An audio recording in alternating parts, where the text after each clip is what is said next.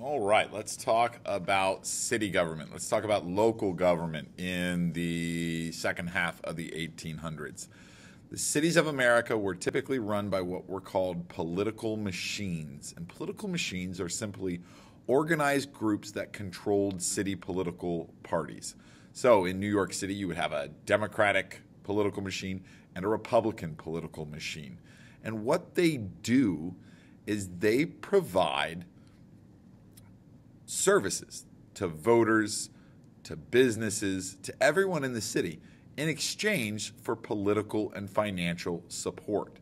So if you need the garbage picked up on your street, well, you go to the political machine, you go to the party, and you make sure the garbage gets picked up. They'll make sure the garbage gets picked up. But in exchange, they're going to ask for your vote. If you're a business and you need a liquor license, you turn to the political machine, whether it be the Democratic Party or Republican Party. And they're going to make sure you get your liquor license, but in exchange, they might ask for a political contribution, that you financially support their campaign, okay?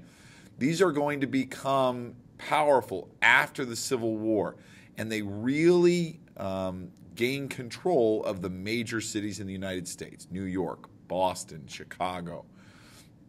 And they are organized, like a lot of things at this time, in a hierarchy. You have precinct captains that are in charge of a whole precinct, and they report to a ward boss that would be in charge of multiple precincts, and they report to the city boss. Now, the city boss might serve as the mayor. He might just have somebody else be the mayor, and he's kind of using the mayor like a puppet. But no matter where he serves or if he even has a job, the city boss controls access to city jobs. Nobody gets a job in the city without the political boss's approval. He controls the access to business licenses, and more of those are going to be required. He has influence over the courts and municipal agencies, the water service, the fire department, those things. He arranges building projects, and this was very lucrative. He decided which construction companies got which building contracts. And he arranges community services like parks and being built, and parades and picnics and other sorts of gatherings, but also police protection and fire protection. The bosses are paid by the businesses, and they get voters' loyalty, and so that they can extend their influence. The more votes they get, the longer they're going to stay in power. Okay? They use the money that they get from businesses in the city to get things done and to profit themselves.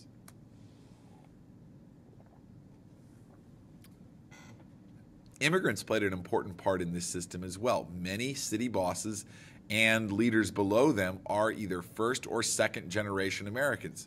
So they are either immigrants or the children of immigrants. And the machines were the mechanism that oftentimes helped immigrants become naturalized citizens. The machines helped immigrants find jobs. The machines helped the immigrants find housing. We've talked about some other types of organizations that filled those roles. Political machines in large cities did that as well. A lot of times political machines get a bad rap, and rightfully so. They had a lot of crooked things that they did. But on the flip side, they had some real significant achievements, and that is, at this time, the second half of the 1800s, after the Civil War, city populations are growing incredibly fast. And the political machines, through all their graft and corruption and kickbacks, were still able to provide the services that this many people needed living in small areas. Water service continued to be provided. Sewer service continued to be provided. Parks were built. Playgrounds were built. Schools were built. Streets were paved. So city machines got a lot done. And also, there are a lot of people holding power. Not all of them are dominated by the machines. So it is possible to overstate their influence. Some of the significant contributions that or achievements Some of the significant achievements of political machines at this time include New York City in 1895. There are more water and sewer lines and streets paved than in similar European cities. New York City, under the reign of political machines, builds Central Park. They build the Brooklyn Bridge. And Boston builds one of the world's largest libraries through the efforts of the political machine in Boston.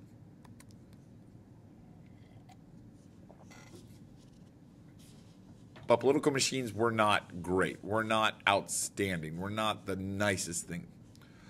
Political machines are deserving of some of their criticism. They used electoral fraud to make sure they got elected, to win elections. They also used what's called graft, which is the illegal use of political influence for personal gain. For example, you make sure your brother-in-law gets the building contract that's extremely lucrative.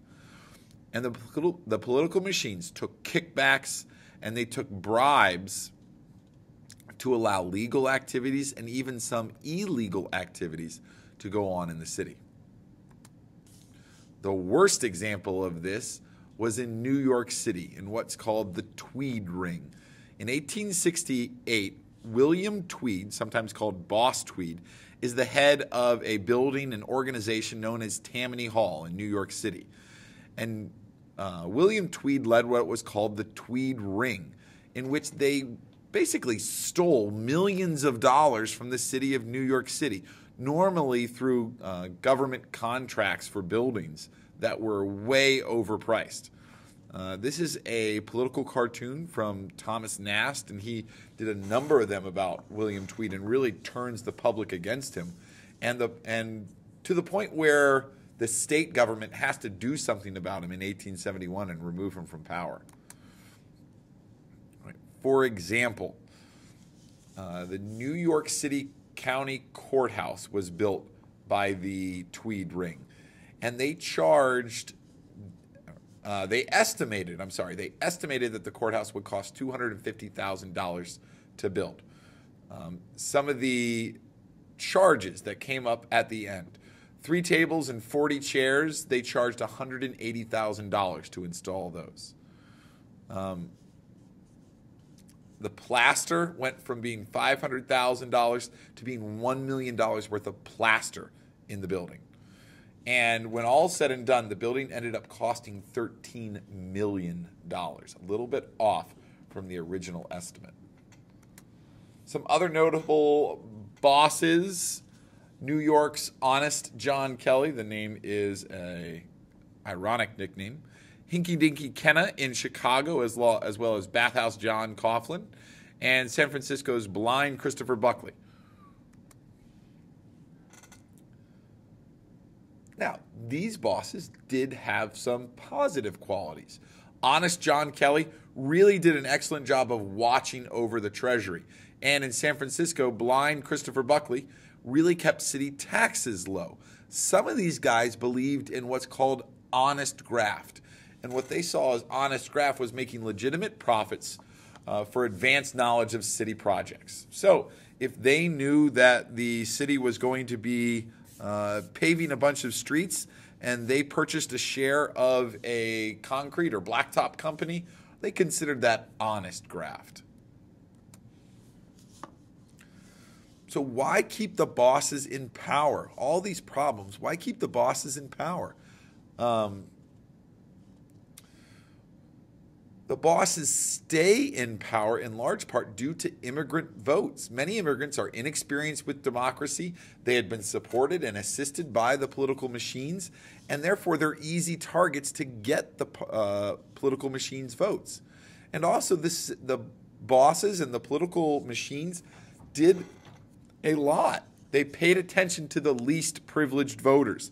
They went out and did things for the lower class individuals in exchange for their votes. They found them jobs. They provided them with food. They provided them with coal when it got cold. They hosted picnics. They paid for hospitals and orphanages to be built.